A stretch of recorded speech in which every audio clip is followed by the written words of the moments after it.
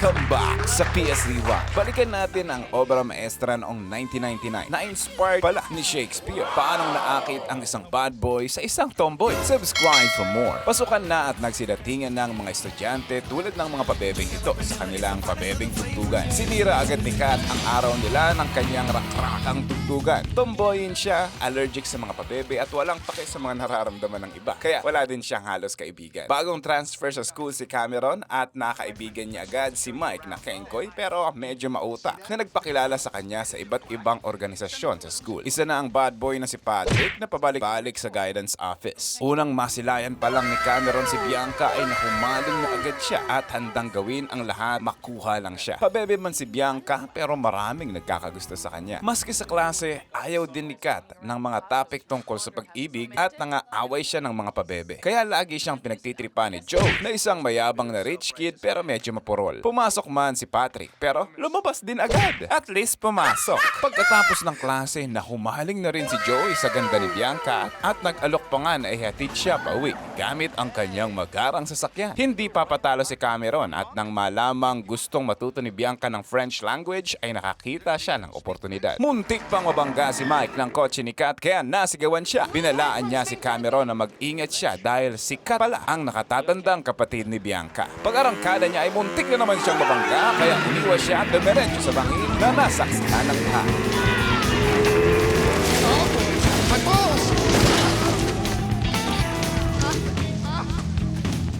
Buti na lang ay buhay pa siya. Pag-uwi ng bahay, kinamusta sila ng tatay nila at nagpapaalam sana si Bianca na makikipag-date daw kay Joey. Pero sobrang stricto ng tatay nila at pinaalala sa kanila ang patakaran na bawal silang makipag-date hanggang makatapos sila. Mapilit talaga si Bianca at gusto talagang makipag-date at nagtatalo pa sila ng kapatid niya na kinamubuhian ang lahat ng lalaki sa mundo. Kaya nakaisip ng bagong patakaran ng papa nila. Pwede nang makipag-date si Bianca kung magkakadate din si Kat. Yun nga lang, napaka-imposible nitong mangyari. Kaya patuloy ang away ng magkapatid at sabi ni Bianca na hindi ka pa pwedeng makahanap ng bulag, pipi, bobo at pingin na pwede mong makadate. Kinabukasan, nagsimula na ang French study ng dalawa. Nang malaman ng bagong patakaran, nagtulong ang dalawa na maghanap ng mga candidate na gustong makadate si Kat. Kaso bigo sila kasi alam ng mga ito ang ugali ni Kat. Minsan ay napansin ni Cameron ang mga kakaibang pinagagawa ni Patrick na tila nasumpungan na niya ang hinahanap nila. Binalaan agad siya ni Mike dahil nakulong na daw itong si Patrick dahil sa kung ano-anong krimen at ayaw niya ring madamay sila sa libu-libong offense na ginawa niya sa school pero no choice na ata sila. Kasi siya lang ang natatanging may lakas ng loob na i-date si Kat. Wala silang anumang pwedeng magawang pabor kay Patrick at wala din silang pera.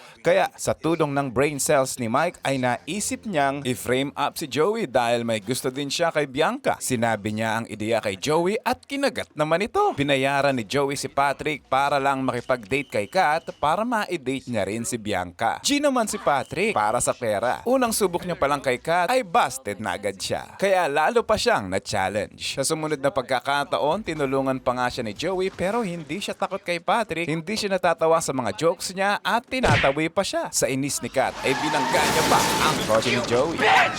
Nag-away na naman silang magkapatid. Tinaasan na ni Patrick ang presyo niya dahil sa tigas ni Kat at sa pagkakataong ito ay pumasok na sa eksena ang dalawa at binunyag na plano pala talaga nila ang lahat. Ginamit lang nila si Joey pero para kay Cameron talaga si Bianca kaya gusto nilang tulungan si Patrick tungkol sa mga gusto at ayaw ni Kat at kinunsyaba pa nila si Bianca at pinasok ang kwarto ni Kat para malaman ang mga hilig niya. Tinimbrihan agad nila si Patrick na ayaw niya sa mga nagyoyosi, mga hilig niyang pagkain at concert na dapat niyang puntahan bukas. Pumunta naman siya at natuwa nang makita ang kakaibang side ni Kat na masaya. Pumupo siya sa bar at kunwari ay hindi niya alam na nandun si Kat. Kaya nang sungitan siya ni Kat ay hindi na siya naghahabol sa kanya at siya naman ang nagtataboy sa kanya. Naninibago si Kat at hindi rin siya makapaniwala na pareho sila ng hilig ng musika ni Patrick. Nagtatawanan na ang dalawa at matapos ang ilang bola-bola at pakipot ay napapayag din niya si Kat sa isang date. Kaya excited ang lahat sa gabing yon dahil may date si Kat at may date din si Bianca. Pero sino sa dalawa? Pagdating sa party, napahiya si Cameron dahil pinili ni Bianca si Joey. Si Kat naman ay delikado pala pag nakainom dahil sumasayaw sa lamesa. Nag-aalala na sa kanya si Patrick kaya pinakalma muna siya. Nakilala na ni Bianca na mayabang pala at sarili lang ang iniisip lagi ni Joey, at nang sinabing kailangan niya ng umuwi dahil stricto ang papa niya ay pinagpalit agad siya sa ibang babae kaya no choice siya at balik kay Cameron dahil walang maghahatid sa kanya pauwi. Nakauwi na sina Patrick at Kat at may namumuo na, pero nang humiling ng halik si Kat ay tumanggi si Patrick sa di malamang dahilan kaya todo ang tampo ni Inday. Maya-maya lang ay dumating na rin sina Bianca pero hindi nagsasalita si Cameron dahil grabing sama ng loob niya kay Bianca. Sinabi niya ang lahat ng bagay na ginawa niya para lang sa kanya pero ginagamit lang pala siya ni Bianca kaya pinatahimik na siya ni Bianca ng halik kaya nabuo agad ang araw ni Bugoy. Abot tenga ang ngiti. Nalalapit na ang finale at kailangan na ng lahat ng date para sa darating na prom. Inaya na ulit ni Joey si Bianca at sinabing siya na ang bahala para sa makakadate ni Kat. Ayaw na sana ni Patrick dahil bad shot siya kay Kat pero dinagdagan pa ng napakalaking pera at tinanggap niya na rin. Ramdam niya kung gaano kagalit sa kanya si Kat dahil bigla na lang siyang binabato ng bola, tinataboy siya sa library kaya hindi rin siya makalapit basta-basta. Kaya naisip niyang gamitin ang pera para arkilahin ang banda sa eskwelahan at sound system para kantahan si Kat sa harap ng buong madla. Kasabay ng banda at parada na lubos na ikinatuwa ng puso ni Inday pero hinuhuli na siya ng gwardya dahil sa kapangahasan niya.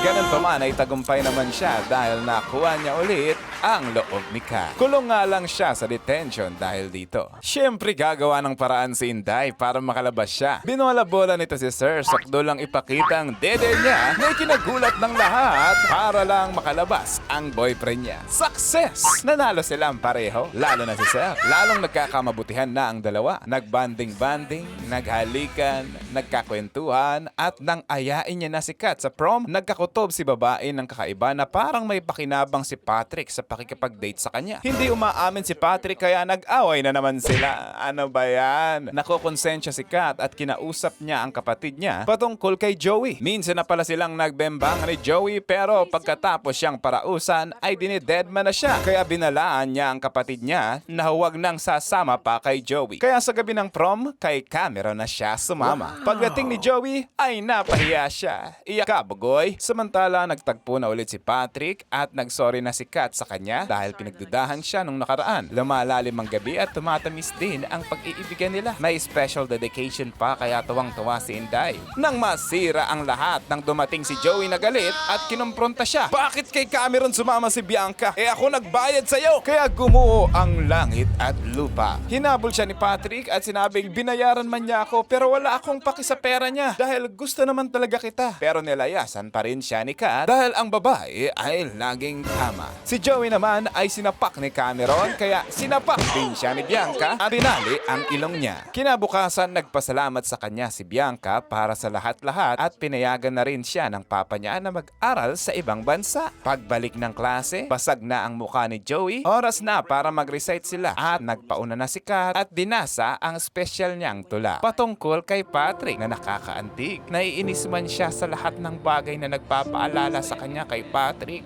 at ang masasayang araw nila pero naiinis din siya dahil hindi niya kayang mainis kay Patrick at dahil nananaig pa rin ang puso niya. Kaya pagkatapos ng klase, may regalo ng gitara si Patrick para sa kanya. Nagyakapan sila at naglaplapan. Yan ang pelikulang 10 Things I Hate About You. Kailan at saan mo napanood ang pelikulang ito? I-comment mo nga kung anong gusto mong i-rewind namin next. Subscribe para sa marami pang masasarap na recap.